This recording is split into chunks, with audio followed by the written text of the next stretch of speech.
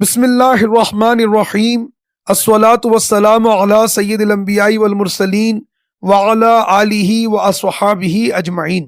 امام العاشقین، سید العارفین، اشرف العالمین، وارث رحمت للعالمین، رازدار حلتا، ابن شہید کربلا، حاجی و حافظ سید وارث علی شاہ اعظم اللہ ذکرہ کی شان اکتائی ہے کہ آپ نے دنیا میں جلوہ گر ہوتے ہی رمضان مبارک کا روزہ رکھا، اور جیسے ہی ماہ محرم الحرام کی آمد ہوئی تو آپ نے یوم عاشورہ کا بھی روزہ رکھا۔ دن میں آپ اپنی والدہ مبارکہ کا دودھ نوش نہ فرماتے، بلکہ افطار کے وقت نہایت اطمینان سے دودھ نوش فرمایا کرتے، اور وہ بھی بالکل کم مقدار میں۔ آپ عالم شیرخوار ہی سے یوم عاشورہ کے روزے کے پابند تھے، اور ساری زندگی آپ اس کے پابند رہے۔ محرم الحرام کا چاند جیسے ہی نظر آتا دربار وارثیت کی کیفیت بدل جایا کرتی تھی۔ صاحب مشکات حقانیہ فرماتے ہیں، محرم الحرام کا چاند نظر آنے سے لے کر یوم عاشورہ تک، یعنی مکمل ایک عشرے تک، سرکار وارث پاک عالم نواز اعظم اللہ ذکرہ سماع وغیرہ نہیں سنتے تھے، بلکہ آپ پر ایک خاص حالت رہتی تھی، اور آپ کی عادت مبارکہ تھی کہ پہلی محرم سے لے کر یوم عاشورہ یعنی 10 محرم تک آپ مرثیے سنتے تھے۔ محترم ناظرین، مرثیہ عام طور پر اس نظم کو کہتے ہیں جس میں سید الشہداء، راکب دوش مصطفیٰ، امام الہمام، امام تشنا کام، امام حسین علیہ السلام اور دیگر شہدائے کربلا کی شہادتوں کا ذکر کیا جاتا ہے، مگر مرثیے کو سنتے ہوئے سرکار وارث پاک عالم نواز اعظم اللہ ذکرہ کمال احتیاط فرماتے۔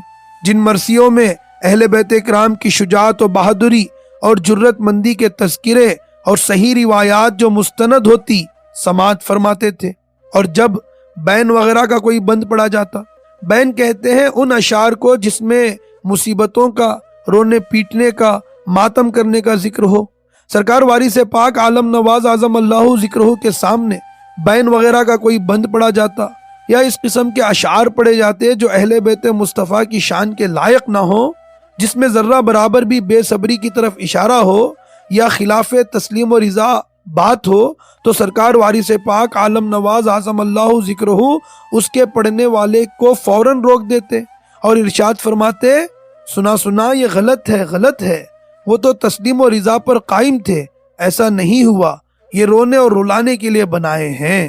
محترم ناظرین، معلوم ہوا کہ کل بھی ایسی باتیں بیان کی جاتی تھی، اور آج بھی ایسے قصے گڑھے جاتے ہیں جس میں اہل بیت اطہار کی طرف سید الشہداء، راکب دوش مصطفیٰ، امام الہمام، امام تشنا کام، امام حسین علیہ السلام کی طرف، آپ کی آل پاک کی طرف، آپ کے مقدس اصحاب کی طرف بے صبری کا مظاہرہ کرنے، مصیبتوں کا شکوہ کرنے، روتے ہوئے سینہ پیٹنے، چیخ چیخ کر رونے، یا پاکیزہ سیدانیوں کی طرف چوڑیاں توڑنے، سر کے بال نوچنے، ماتم کرنے کی باتیں منسوب کی جاتی ہیں جن کا حقیقت سے کوئی تعلق نہیں ہوتا۔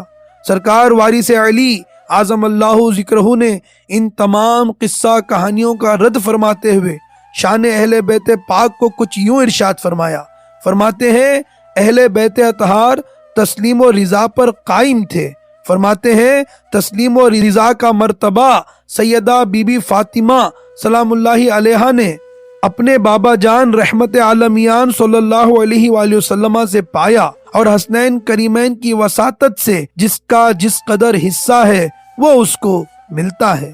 محترم ناظرین، تسلیم و رضا کیا ہے؟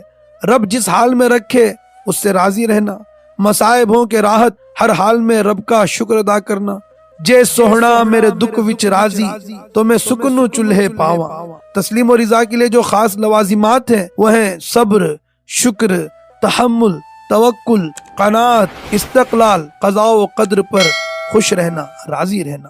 سرکار وارث امام حسین اعظم اللہ ذکرہ فرماتے ہیں، جس طرح تسلیم و رضا کا بہت بڑا مرتبہ ہے، اسی طرح اس میدان میں ثابت قدم رہنا بہت مشکل ہے اور بڑے مردوں کا کام ہے۔ فرماتے ہیں تسلیم و رضا کی منزل میں جان دینا معمولی بات ہے، مگر زبان سے اف کرنا رضا کی شان کے خلاف ہے۔ فرماتے ہیں تسلیم و رضا اہل بیت اطہار کے گھر کی چیز ہے، تسلیم و رضا اہل بیت کے گھر کی لونڈی ہے۔ اے عاشقان وارث، ہمارے آقا و مولا وارث بے وارثاں، چارائے بے چارگانے، ہم غلاموں کی کیا خوب رہنمائی فرمائی اور کیا خوب معیار ذکر اہل بیت مقرر کیا۔ جو بات، جو قصہ تسلیم و رضا کے خلاف ہو وہ جھوٹا ہے، رونے رلانے کے لیے بنایا گیا ہے، اس کا سچائی سے کوئی واسطہ نہیں ہے، کوئی تعلق نہیں ہے۔ اور یہ کیسے ہو سکتا ہے مصطفیٰ کا گھرانہ اور بے صبری کا مظاہرہ کرے، مصطفیٰ کا گھرانہ رب کی بارگاہ میں شکوہ و شکایت کرے؟ وہ تو خود صابر تھے اور صابروں کی اولاد تھے، انہی کے لیے تو قرآن پاک میں ان اللہ مع الصابرین کا مجدہ ہے۔ ہمارے آقا سرکار وارث پاک عالم نواز اعظم اللہ ذکرہ نے کس پیارے انداز میں ہمیں سمجھا دیا کہ اہل بیت اطہار کے تعلق سے ہم نے کیا عقیدہ رکھنا ہے۔ میدان کربلا میں مصطفیٰ کریم علیہ الصلاۃ والتسلیم کے نواسے نے، آپ کی آل نے اور آپ کے اصحاب نے عشق کی جو داستان رقم کی اور جو جرت، شجاعت، عظیمت، جاہ و جلال، استقلال و استقامت، کمال صبر، کمال شکر، تحمل، بردباری، توکل، ایثار، قربانی اور راضی برضائے یار کا اظہار فرمایا۔ اللہ اکبر، اللہ اکبر۔ سرکار وارث پاک عالم نواز اعظم اللہ ذکرہ واقعہ کربلا کا حاصل رمز عشق اور شان امام حسین علیہ السلام بیان فرماتے ہوئے ارشاد فرماتے ہیں، سنا سنا امام حسین علیہ السلام نے ایک رضائے معشوق کے لیے تمام خاندان کو میدان کربلا میں شہید کرا دیا۔ کوئی کیا سمجھ سکتا ہے رمز عاشقی اور معشوقی نازک ہے۔ عشق میں کیا لٹائیے، عشق میں کیا بچائیے، عشق میں کیا لٹائیے، عشق میں کیا بچائیے، آل نبی نے لکھ دیا سارا نصاب ریت پر۔ سرکار وارث پاک عالم نواز اعظم اللہ ذکرہ کو صحت واقعات کا بہت خیال رہتا تھا۔ شیخ حسین علی صاحب وارثی سے ایک مرتبہ سرکار وارث پاک عالم نواز اعظم اللہ ذکرہ نے عشرہ محرم میں فرمایا، تم نے کوئی نوحہ نہیں لکھا؟ انہوں نے اسی روز 2 نوحے، 2 کلام لکھ کر بارگاہ وارثیت میں پیش کیے۔ سرکار وارث پاک عالم نواز اعظم اللہ ذکرہ نے نہایت ہی سکوت یعنی خاموشی سے ان کو سنا اور سننے کے بعد ارشاد فرمایا، یہ خلاف روایت نہیں ہے۔ آپ انہی روایات کو، انہی واقعات کو پسند فرماتے تھے جو صحت پر مبنی ہوتے تھے، پردلیل ہوتے تھے۔ جو امور، جو کام مذہباً اور شرعاً ممنوع ہیں ان سے احتراز فرماتے تھے۔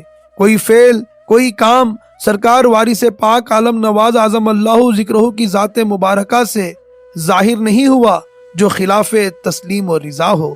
اس کی ہر حال میں پابندی تھی، تو پھر کربلا والوں کی شان کیا ہوگی؟ ہزاروں میں 72 تن تھے تسلیم و رضا والے، ہزاروں میں 72 تن تھے تسلیم و رضا والے، حقیقت میں خدا ان کا تھا اور یہ تھے خدا والے۔ ماہ محرم الحرام میں سرکار وارث پاک عالم نواز اعظم اللہ ذکرہ تعزیہ خانوں میں جاتے تھے۔